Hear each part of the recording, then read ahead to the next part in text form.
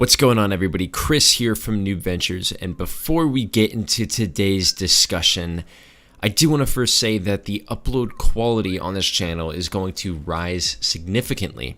So you're usually seeing uploads every 2 to 3 days, but you can expect episodes every 3 to 4 days now on. Believe it or not, I've been making videos since 2007, so you'd think between then and now I'd pick up some insane skills, but I haven't. I've always taken it as a hobby, and that's been wrong of me because I've created so many channels and I've never truly put all my passion into them.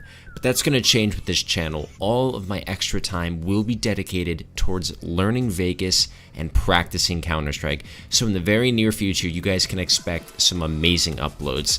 That intro, by the way, once again, I'm just learning how to get into hardcore editing. I'm learning how to do syncing, but I just wanted to showcase that sick ace I got just the other day. Now onto the actual video. The title is, of course, what separates noobs from pros, but I'm more or less talking about amateur players, amateur competitive players who want to go pro. They're not on the level of a professional Counter-Strike player, so what necessarily sets apart a pro from an AM? I've chunked up this debate into 3 sections, or 3 subjects that pros are better than AMs at.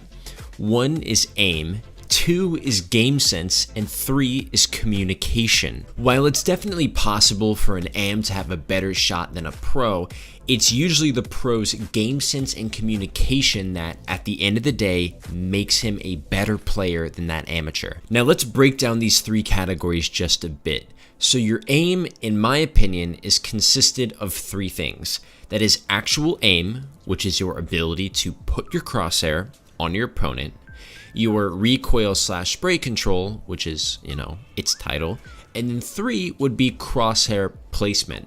All of these 3 things are extremely important when it comes to having good aim. In my humble opinion, aim is the most difficult thing to develop, especially in Counter-Strike, and it's extremely difficult because a lot of it is just based off of natural talent. Sure, you can practice your aim for 10 hours a day for 2 years, but it still probably won't be better than Screams. That's just because he's a natural freak. Now, that doesn't mean that you can't practice your crosshair placement and your recoil/spray control and get a ridiculous aim simply through practice. Good aim is definitely the most sought after thing in Counter-Strike, but you shouldn't place aim that far ahead of your game sense or your communicational skills, right? You go into matchmaking, how often do you hear kids say, "Dude, I'm aiming so poorly today"? Lots, right? Compare that to, "Dude, my game sense is so off today," or "Dude, my communication skills are off today." You just don't hear that because people place most of the blame for their performance on aim. While aim is extremely important, you once again never hear people complaining about their game sense or their positioning. When I think back at situations that I die in, it's usually because I peek something stupid or my positioning is just bad. In my opinion, it's good to aim, blame, last. Oh my god. In my opinion, it's good to blame aim last, but let's not be reckless, right? If you have a shit aim, then fucking blame your aim, okay? Moving on to game sense, which in my opinion is something that I think is paramount if you want to be a really good Counter-Strike player. When I say game sense, I mean the ability to know when to play passive or aggressive, hold or peek an angle, checking bomb or sticking a defuse, using your sense of sound to locate opponents, or being able to predict your opponents based on in-game clues like cleared bomb sites or dead bodies, previous locations, tendencies, maybe even their economy, just anything that you can use in-game to get an advantage over your opponent. Well, other than aim, right? When it comes to actually developing your game sense, there's only a few ways you can do that. The most important is playing, right? And not just playing, you have to play correctly. When you find yourself making errors, you have to go back in your demos and actually watch and analyze what you're doing incorrectly. If you don't go back and take the time to learn what you're doing wrong, you will never get better.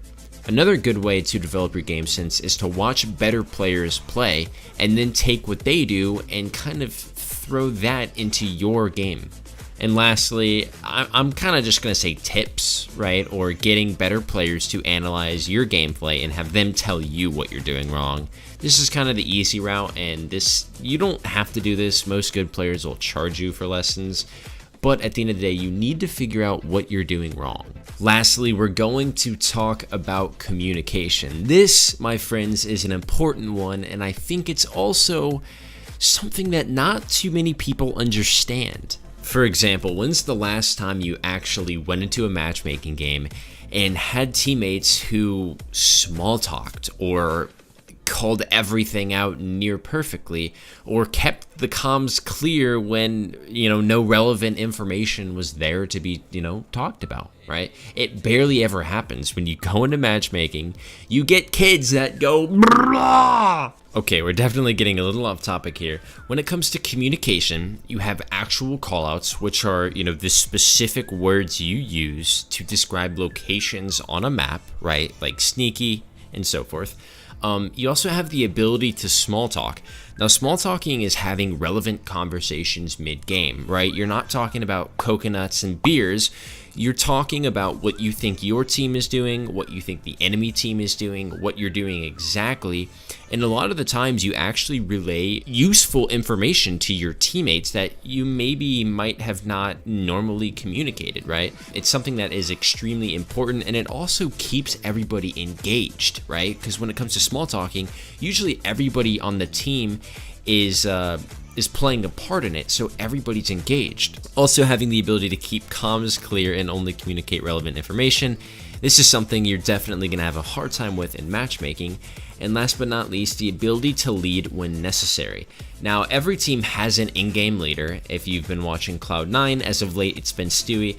But everybody on every pro team has the ability to step up and lead when necessary, right? For example, if Skadoodle is just going off playing insane, you can guarantee that he's going to stand up and be like, let's fucking go. This is what we're doing. He's going to hype up everybody, and he's going to lead his team to victory. That's what pro players do. Now, I know I only mentioned 3 categories, but I will mention one last thing, and that's the ability to keep calm and show composure.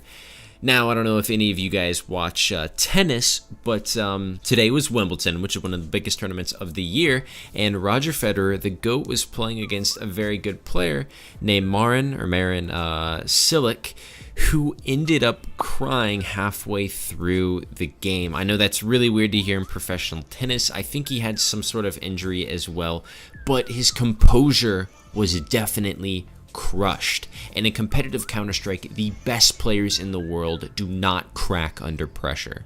That will do it for the video, guys. I really hope you did learn something. I hope you enjoyed it. You guys know I'm a new Counter-Strike player, and a lot of this information is coming from my heydays in professional Halo, but a lot of this information is Really, dog? But a lot of this information is extremely clear if you just watch some of these tournaments or watch pro gameplay. These pros are really fucking good.